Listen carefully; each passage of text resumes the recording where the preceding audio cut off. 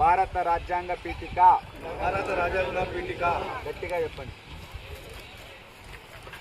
భారత ప్రజలమైన మేము భారతదేశాన్ని సర్వ సత్తాక సామ్యవాద లౌకిక ప్రజాస్వామ్య గణతంత్ర రాజ్యంగా నిర్మించుకోవడానికి పౌరులందరికీ సాంఘిక ఆర్థిక రాజకీయ న్యాయాన్ని ఆలోచన భావ ప్రకటన విశ్వాసం ధర్మం ఆరాధనల్లో స్వాతంత్రాన్ని అంతస్తుల్లోనూ అవకాశాల్లోనూ సమానత్వాన్ని చేకూర్చడానికి వారందరిలో వ్యక్తి గౌరవాన్ని